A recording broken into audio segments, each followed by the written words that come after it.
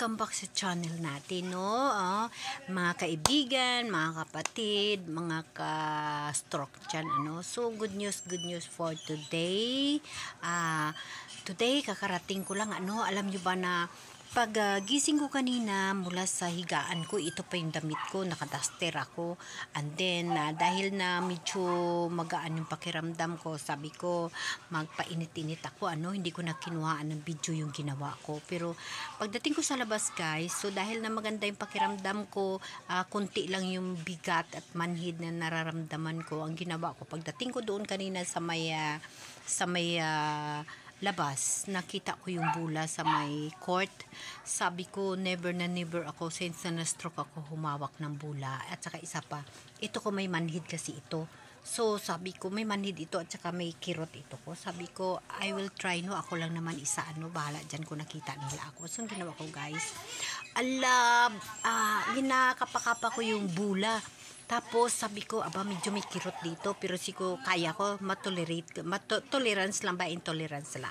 Yung ganyan ko lang hanggang sa unti-unti na bumibilis hanggang sa sabi ko ipa-shoot ko yung bula. Kung kaya ko ihagis yung ganito. Kasi hindi ito kaya eh. Nagka-practice pa lang siya eh, no? Na kaya niya magtrabaho ng padahan-dahan pero hindi niya kaya magmatagal ng ganito, magsuot ng bra ng ganon, sa likod, hindi niya kaya kahit ngayon medyo may kirot. Pero sabi ko, I will try ito sa bula na ito. So, ginawa ko yung bula, basketball, tapos shoot ko sa ring, ano. So, ganyan na practice, siguro mahaba-haba rin. Hindi ako nagpaltipit, at saka, kahit nangangating ako ngayon, tinitiis ko lang, okay lang yan sa akin. Alam niyo ba kung bakit? Dahil yung atin, autoimmune na sakit is yung hygiene, no? Hypothesis at tinatawag na sobra kalinis. Ngayon din na. Tamo bago ako galing sa higaan ko, diretso ako doon. Tapos balik ako dito sa lagi kong inupuan, nangangati ako. Okay lang, nakaya ko lang dati. Namamaga na ako at saka nag-rasis na. Pero ngayon, okay na. Mayroon akong sipon konti at saka hindi naman ako nagbahing-bahing. So, ibig sabihin, tolerance lang yung aking pakiramdam ngayon. So, okay lang. So, guys, maganda ho yung ginawa ko na dapat pala yung bula, no? Dahan-dahan na paghabol sa bula at saka yung pasapa, ganun, tapa-tapa ng kamay mo sa bula. Yung manhid ng kamay ko, ng mga fingers ko is medyo nabawasan. So, this is the first day, ano? So, bukas Saturday, so wala nang pasok yung mga bata, baka makaswimming ako. So, ganun guys.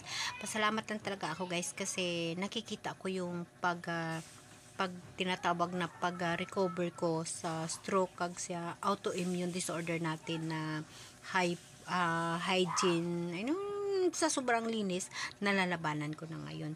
Pero, siyempre sa pagkain, ingat pa rin ako guys. So, I pray to God na sana tuloy-tuloy na yung paggaling ko at manumbalik ako ng maayos na paggalaw, no?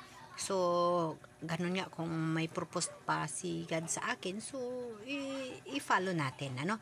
So, but, yun ho guys, ang ginawa ko. Itong finger ko na ito, 'di ba, namamanhid ito hanggang dito, yung carpal ko, hanggang dito yan, namamanhid yan, hanggang dito yan sa shoulder ko. Kanina nakayanan niya yung pagtapatapa ng bula na una siguro banhod siya, sakit banhod, pero na banda huli na kaya na hanggang sa pinawisan na ako, hanggang ngayon may pawis pa ako. So, sabi ko, i-share ko na ngayon yung aking experience today, no? Na yung exercise, di ba nag-exercise tayo, may ganun. Kanina hindi, ibang stroke ang ginawa ko. Pero yung ganyan pa rin, tuloy-tuloy ako. Tapos, dinagdagan ko na kanina yung sa bula, yung pagtapa-tapa ng bula. Kasi siyempre, as a stroke person, yung ito ko, yung right side ko is manhid, lalo na itong kamay ko na ito. Pero ngayon, matapa-tapa ko na sa bula. So, isa ho yun guys, pero sa lakad, madahan-dahan pa rin. Mahina pa rin ako lumakad. Hindi pa ako makatakbo, dahan-dahan. Pero yung kamay ko, ito, makagalaw na siya. So, again, tomorrow, baka swimming yung i-therapy ko sa sarili ko. But yung nasimulaan ko na yung bula, so ituloy-tuloy ko yun guys, ha. Okay guys, again, maraming salamat sa inyo dyan ng mga stroke. Makakuha kayo ng idea eh.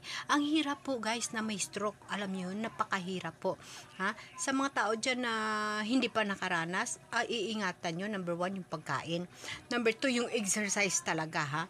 Huwag nyo iwala sa sarili yung exercise kasi ako nga eh, nagulat nga ako bakit na-stroke ako. Masilan ako sa pagkain, pero na-stroke pa ako dahil sa mga komplikado sa katawan. Nagkaroon ako ng autoimmune disorder. Yun na nga, sa sobrang kalinisan, napakahirap guys, na sobrang linis. Sa sobrang linis, napakahirap.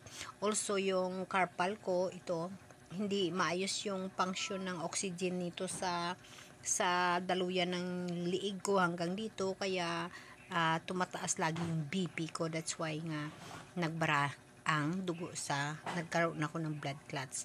Kasi, sa result ko, wala akong okay yung atay, heart, lahat okay. Pero nagkaroon ako ng blood clot. So, siyempre, doktor lang nakakaalam yan. So, para naman sa akin, as self-medication na tinatawag, ang tinatawag na self-diagnosis ko, sa sarili ko, dahil ito sa carpal ko na hanggang dito ko, hanggang sa neck ko na hindi maayos yung pasok ng oxygen at yung daloy ng dugo.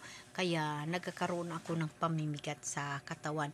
Kasi guys, kung i-base ko sa tinatawag na stroke, sasabihin nila na stroke. Hindi pa ako guys na stroke. Wala pang stroke na nangyari sa akin. 18 years old pa lang ako. Dahil may pilay ito. Ito na yung nararamdaman ko guys. Pero slight, makaya ko. Hanggang sa na-stroke na ako. Nag-normal yung BP ko, nakapaglakad ako. Ito pa rin siya hanggang ngayon. So, ang therapy na ginawa dito guys is massage. Massage ng tinutukan. Minassage ito ng todo yung aking shoulder. And then, ngayon, ang naiiwan is ito na lang. So, dahil manhid ito nga yung kanyang isa sa therapy at saka yung ito. At, ang sunod na therapy na ginagawa ko ngayon, ito, bula, sa basketball, bula. Yan. So, ngayon, nakalaban na siya. Hindi na siya masakit nga. Kala mo daw maputol. Ito ko, masasakit ito. Ngayon, nakalaban na siya. So, ganun guys. But ang swimming is, basta available lang ako. Swimming talaga is the best therapy para sa akin na stroke. Okay guys, maraming salamat sa inyo.